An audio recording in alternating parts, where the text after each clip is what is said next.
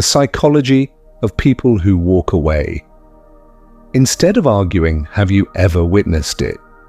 A moment of profound and rising conflict, a heated debate, a pointed criticism, a burgeoning argument, met not with a counterattack, not with a defense, but with a quiet, calm, and utterly disarming act of withdrawal. The person you are engaging with does not shout. They do not get angry. They do not even seem particularly upset. They simply, and with a strange and almost unnerving finality, walk away. They leave the room, they end the phone call, they exit the conversation, leaving you standing alone in the silent, echoing space where a fight was supposed to happen. You are left in a state of profound and disorienting confusion. Your adrenaline is pumping, your arguments are primed, your entire being is braced for the familiar and cathartic clash of wills. And you have been met with nothing, a void. You feel a strange and frustrating sense of being robbed, of having been denied your rightful battle, and you look at the back of this retreating figure and you diagnose them with the easy, pre-packaged labels our culture provides. They're a coward. They're being passive-aggressive. They can't handle the truth. They're emotionally stunted. You, a citizen of a world that has taught you that to fight for what you believe in is a virtue, cannot comprehend their refusal to engage. It feels like a weakness, a surrender, a quiet and pathetic failure of character. But what if you are wrong? What if their withdrawal is not an act of cowardice, but an act of profound and terrifying wisdom? What if their refusal to argue is not a sign of their weakness, but of a form of strength so deep and so absolute that it does not require the cheap and ultimately meaningless validation of a victory in a verbal skirmish? What if they are not the ones who are failing to engage with reality, but are, in fact, the only ones who are truly seeing it for what it is? The brutal and uncomfortable truth is that the person who walks away instead of arguing is not always the weakest person in the room. Often, they are the only person in the room who has understood the nature of the game and has had the immense courage to refuse to play it. Their departure is not a retreat, it is a checkmate. To understand the psychology of the person who walks away, we must first understand that this is not a monolithic category. This is a vast and complex landscape of the human soul, and it is populated by many different kinds of inhabitants. And for many, the roots of this powerful and often compulsive reflex lie in a deep and primal wound. This is the person who grew up in an unwinnable war. They are the child of the narcissistic parent, for whom any argument was a stage for a grand and theatrical performance of their own righteousness, a battle that the child was, by definition, destined to lose. They are the child of the gaslighting parent, who learned from 1,000 bewildering and soul-crushing interactions that their own perception of reality was not to be trusted, that their own feelings were a form of madness. They are the child of the endlessly intellectualizing and emotionally barren parent who learned that an argument was not a path to connection, but a cold and sterile game of logic in which they were always, and inevitably, outmaneuvered. For this child, the act of arguing is not a neutral act. It is a reenactment of a profound and terrifying trauma. It is a form of psychological quicksand. They have learned, with the brutal and unforgettable clarity of 1,000 defeats, that to engage in an argument is to enter a rigged game, a game in which they will not be heard, in which their reality will be denied, in which they will be made to feel stupid, crazy, or wrong. Their nervous system, when it senses the familiar signs of an impending argument, is not responding to the present situation. It is responding to the ghost of 1,000 past battles. Their act of walking away is not a conscious choice, it is a trauma response. It is a profound and deeply ingrained act of self-protection. It is the only sane and rational move in a game that they know from a deep and cellular wisdom that they cannot win.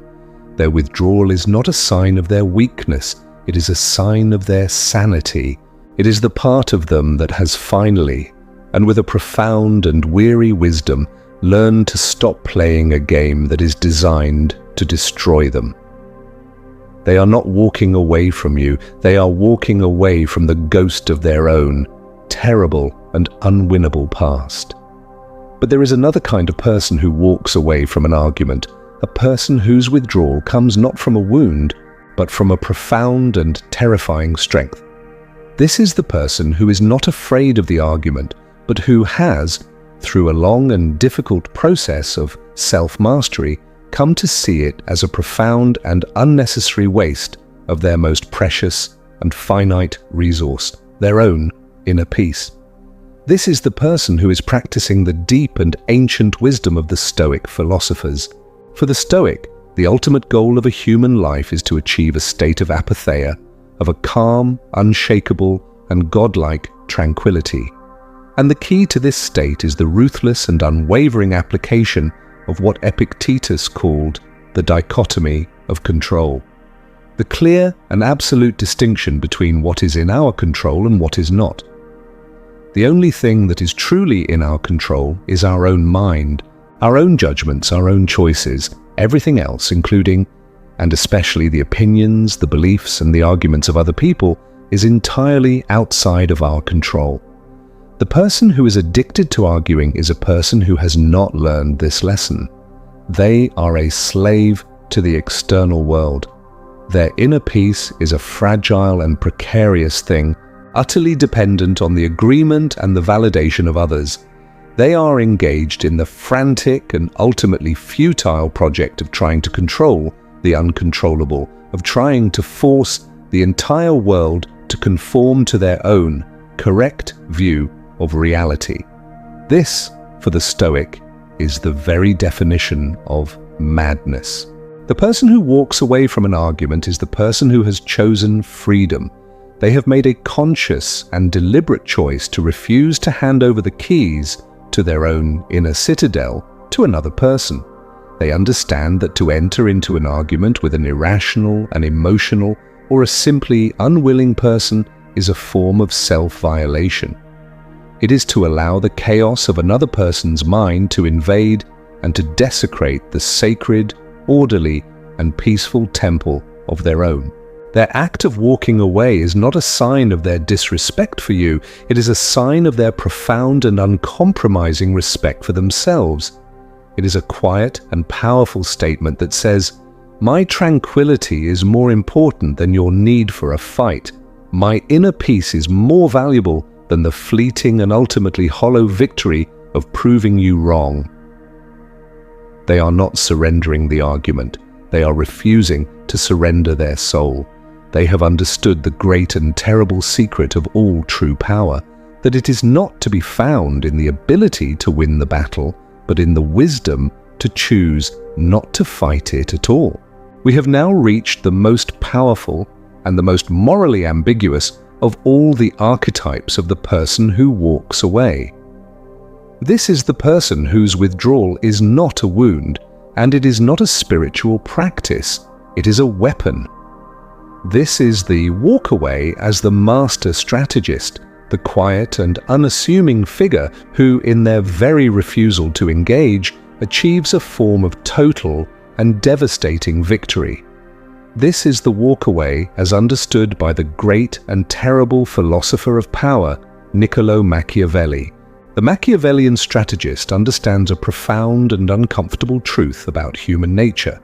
An argument is not a search for truth, it is a contest for status. It is a primal and often unconscious battle for dominance. The person who is shouting the loudest, who is making the most passionate and aggressive points, is not the one who is winning. They are the one who is revealing their own desperate need for the other person to concede. They are the one who is, in a very real sense, the supplicant. The person who calmly and deliberately walks away from this contest is performing an act of profound and terrifying power. Their withdrawal is not a retreat, it is an act of supreme and contemptuous dominance. It is a non-verbal statement that is more powerful than any argument. It is a statement that says, "This conversation is over. Your opinion is of so little consequence to me that I will not even dignify it with a response. You are, in a very real sense, beneath my notice." This is a form of psychological annihilation. The arguer is left standing alone, their weapon of aggression rendered utterly and completely useless. They are a warrior who has been left to flail their sword at the empty air. They have not been defeated, they have been dismissed. And in the world of power, a dismissal is a far more devastating and humiliating defeat than any lost argument. The person who has mastered this technique is a person who has mastered the art of frame control. They understand that the person who is reacting is the person who is losing. By refusing to react, by refusing to enter the emotional and combative frame of the argument, they are seizing control of the entire interaction. They are demonstrating with a chilling and undeniable clarity that they are the one who has the power to define the terms of the engagement, and they have defined them as unworthy of my time. This is not a move for the faint of heart. It is a move that requires a profound and almost sociopathic level of emotional detachment. But it is the very essence of the Machiavellian art of power. You must never play the game that your opponent has set for you. You must always and instantly change the game to one that you have designed and that they are unprepared to play.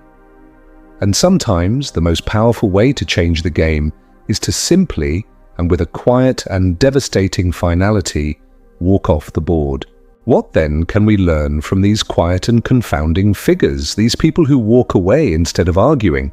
They are not just social outliers, they are a mirror.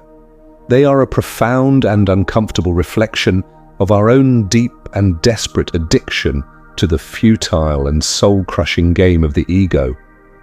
They show us how much we have come to rely on the validation of others, on the need to be right, to feel our own worth.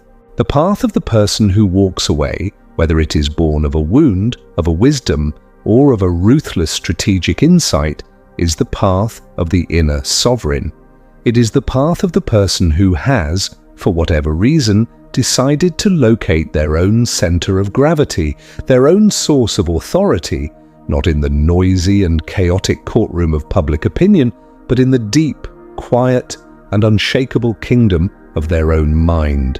The journey for the person who is trapped in the fearful, compulsive flight from a primal wound is the journey of transforming that flight from an unconscious reaction into a conscious choice. It is the work of healing the inner child who was never allowed to have a voice, of learning that it is safe to have a conflict, and of finally arriving at a place where the choice to walk away is not a desperate defense, but a free and powerful act of self-care. And the journey for the rest of us, for the arguers, for the debaters, for the ones who feel a compulsive and righteous need to prove our own point, is to have the immense courage to ask ourselves what we are so afraid of. What terrifying insecurity are we trying to soothe with the fleeting and ultimately hollow victory of winning an argument? What profound and life-altering peace are we sacrificing on the altar of our own insatiable and deeply needy ego? The person who walks away instead of arguing has given us a great and terrible gift. They have shown us the possibility of a different kind of freedom, a freedom that is not found in the endless and exhausting project of trying to control the world, but in the courageous and liberating act of learning to control ourselves. They have shown us that the ultimate form of power is not the ability to win every battle, but the wisdom to know which battles are not worth fighting. And they have shown us that the ultimate form of self-respect is not to demand that the world hear your voice, but to have the profound and unshakable confidence to know that you do not need it to. For in the end, the measure of a human life is not in the arguments we have won, but in the moments when we had the immense and terrifying courage to simply, and with a quiet and sovereign grace, walk away.